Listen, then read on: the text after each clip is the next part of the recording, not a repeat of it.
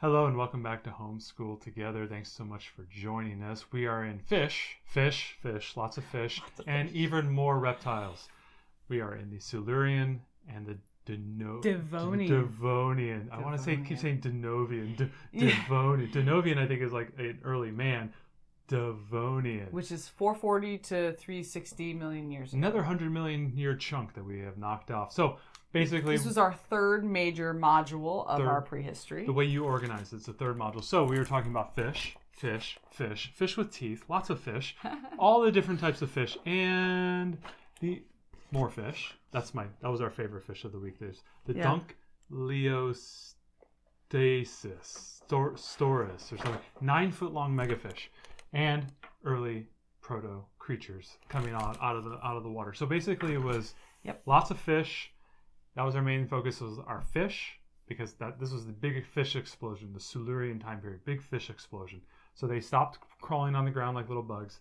They went from having exoskeletons to now they are vertebrates with bone structures on the inside, some plating on the outside, but they are now very similar to fish that we know today, starting to have those bones on the inside of the fish, soft fleshy exterior, things that we all recognize, and then also the beginnings of early reptiles and them beginning to go, I want to come out of the water.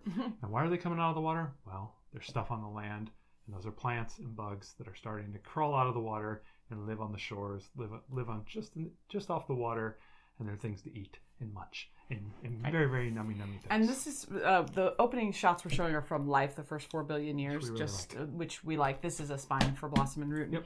It's a good way to cover that a couple episodes ago. It's a good way to tell you where we're at, because you show these beautiful big pictures. So for our spines of the week, we wanted to highlight, this is a Build Your Library spine, the Usborne Encyclopedia of World History. Yep. Which is amazing. Actually, our daughter has been looking through this for the last couple of years because it's really great. What's really neat is it has internet links to all kinds of stuff to expand your learning. But it starts with the dawn of Earth, and then it goes all the way to modern times. Right. And so we're basically going to be eating up this beginning portion of it. So this book, I mean, you've got knights and castles and everything. I mean, everything. This is everything in one book. Really, really useful, because we're going to go from this prehistory into ancient civilizations. This is a spine. Again, another spine. So definitely something. This is a spine. If you're going to do Build Your Library, even if you're not, if you just want a great world history spine, this is worth investing. And we'll put a link in the show notes. Yep. Definitely buy a copy of this because this is beautiful drawings. Really informational. Again, it's Usborne, so it's always good. With all spines, you're going to be eating 1 or 2 pages a day. It's really not that much, but you're just going to slowly be moving through. This one has so much longevity, though, because we're going to literally use this for like 7+ years with each kid. Yeah, definitely worth buying. This is definitely one to purchase. We're happy that we get to start it's here. It's weighty. Like, we're talking this Our daughter loves to just pull this one off the shelf and just look through it. Absolutely. We've caught her many times. It's always in a different spot on the shelf when I go to find it, because she has snagged it to go look at whatever, anything. Well, now it's firmly off the shelf in our crate. So we love this book. So this is a really great one to start your journey. Prehistoric life. Yes, so eyewitness book. DK, we wanted to highlight this one today. You think about this, woolly mammoths. You guys are talking about proto-fish. Well, guess what? They have a lot of stuff on fossils, starts right early at the history, prehistory. What I like about this one is that they're actually showing you those real life fossils, and you can have your learner start to connect the drawings to the fossils. Right. All the other books that we have either drawings or some sort of rendering of what they look like, but this is actually all real. What we love most about eyewitness books is that they're kind of like a museum display in a book. And the way that we really read these, because these are definitely above a first grade level, of course. Just pick and choose. We just pick and choose. A lot of times, like when I do approach something like this, I'll read this section over here. Yeah. And I'll ask her, and we'll talk about the images, and if she gravitates like I would to hallucigenia, my favorite critter from last week, we could read that little blurb about it. Right. Those are the type of things. A lot of what we do with books like this is do inline edits. So she'll be like, ooh, that's a cool creature. And I'll kind of, we can skim ahead a little bit about what the caption is and be like, and summarize it for her. While you do that, great technique is say, point to what tell me what you think that thing used to eat. Well, I don't know. While they're thinking, you're quickly reading. Yeah. We scan, and then because these books are definitely best for I would say older elementary, Yeah, older third elementary grade, to third grade. adult. Yeah, I third love grade these plus, books. We yeah. have a whole collection of them. They were my favorites when I was younger, and so we've been collecting them. This one's great, and this one will be one of our spines that we use through the entire prehistory study. Absolutely. And that goes all the way up through early civilization. So it's a perfect book to keep through this whole journey. Another spine we've added. The Usborn, The Great Dinosaur Search. So they have a bunch of these Usborn books, The Great Castle Search, The Great whatever. But this dinosaur search actually starts way back here in the Silurian period. Yeah, and so you can see all the fish. It's beautiful, and our kids love look and finds. And this is definitely appropriate for their level. While so many of these books we're having to make adjustments, this book we're not having to make adjustments for. We can read the intro and then the finding the fish, and as they find it, then we read about it. Yeah. Oh, I found this one. Oh, that's this. And it's great, and it goes all the way up through the end of dinosaurs. So we're going to use this as an alternate spine. It's nice too, is it's got kind of this like padded cover, so nice. It feels like it's going to survive knocks and tosses and getting beat on and everything. So really like this book. Again, it's just like the Life book, 4 Billion Years. Great images if you're doing a lot of artwork, if you're trying to get ideas on what to build and make. These type of books will really help you get through that creativity block. So we talked about that Life, 700, what is it, Dinosaurs Through Time or whatever that we talked about last week. So one of the things that we use that for is to say like, okay, this spread is this time period, turn the page, it's this time period, to help kind of recap what we did so that our daughter's like, oh yeah, and then there was fish. Oh yeah, and then they did this. This is another great one. So if you want a book that you can easily recap, I think that these look and finds too have greater longevity because, you know, your kids can use them as activity books later. We love to take these in the car, especially when we're studying these time periods and have our kids just look through and find different things. So absolutely. It's a great way to just reinforce while it's fun. You know, we're always trying to get a little bit extra learning. You know, we did a great podcast a couple weeks ago, probably a number of weeks ago, called Hybrid Schooling, how we're trying to get stealing a little bit of time here and there. Those type of books are great ways to reinforce the learning when you're on the road, just like she said, or if you're at a soccer practice or a sport or an event, you bring something like that to help reinforce the learning through those time periods and make it fun and enjoyable along the way. When fish got feet, sharks got teeth, and bugs began to swarm.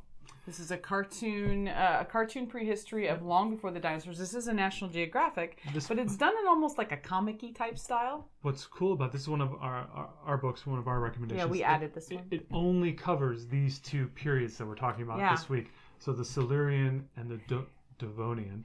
And there's other books that are going to cover other periods that are in the same series, which is kind of fun because then we can say like, okay, cool, well, we can dive into this and get so much more than the other books only have like 1-page spread on this time period. This whole book's part of it. So, and National Geographic, so it's going to be good. Really great, really playful, really fun. So it's you can above her level totally, but a little bit, but like has some of these like really kind of playful drawings, and it's a great way to do it. Also, talking about the various aspects of this, if this takes you 2 weeks to do, this is a great book that you can peel off 2 or 3 pages a day and really cover the breadth of these two eras.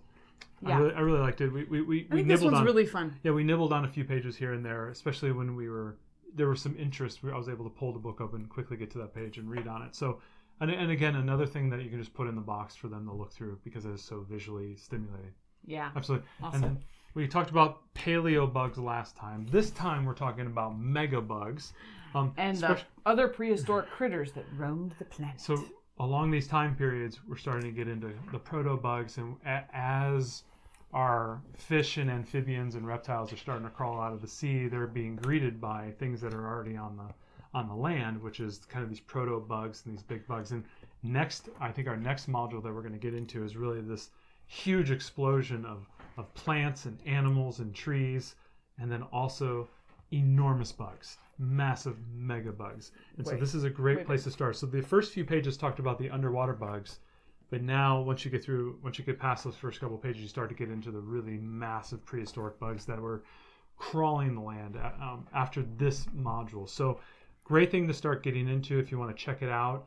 Check it out for maybe like in the late Cambrian, maybe the Ordovician period, and then keep that book for a couple weeks because you're going to need it across these next couple modules.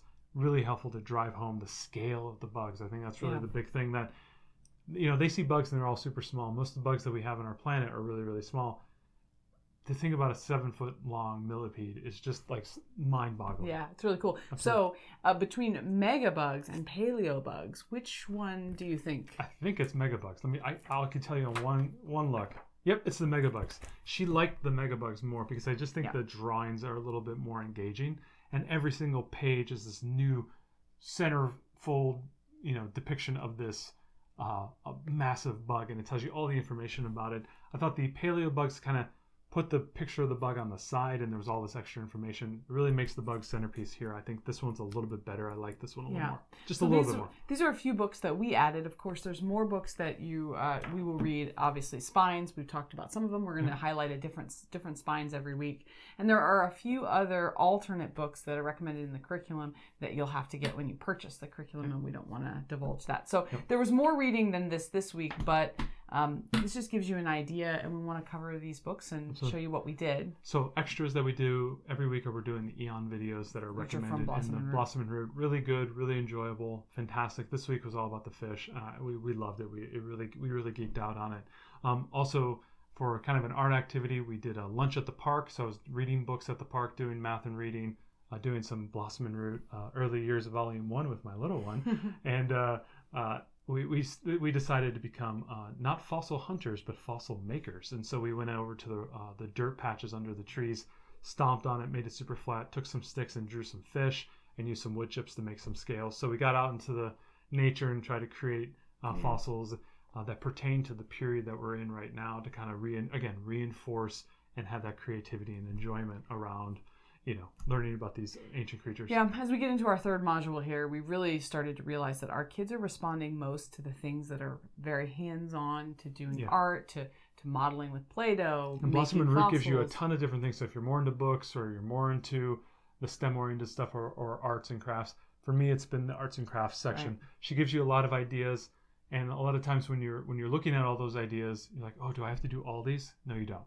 You just pick and choose which ones work best for you. For us, so far, it has been the arts and crafts. I wonder if we go a little bit further, we're going to start baking some food, maybe in the shape of dinosaurs or something like that. Yeah, we're going to have to do some fun. So there's not as much in here about like fun kid dinosaur crafts and stuff. And I want my kids to have that. So we're going to be doing. I was thinking about frying up some spiders or something like that. Really like pushing the limit. Well, I think we're gonna do some fun dinosaur based stuff that's just purely fun because they're little kids and dinosaurs are cool. Yeah. So we're gonna add in some things like that. From Build Your Library, there is vocabulary. Now, we're not having our daughter keep a vocabulary book because she is only in first grade. But what we are doing is using those vocabulary terms as like key words for the week to make sure that she knows and understands those words. It's a nice kind of, what Christina does in Blossom and Root. She gives you those kind of key points.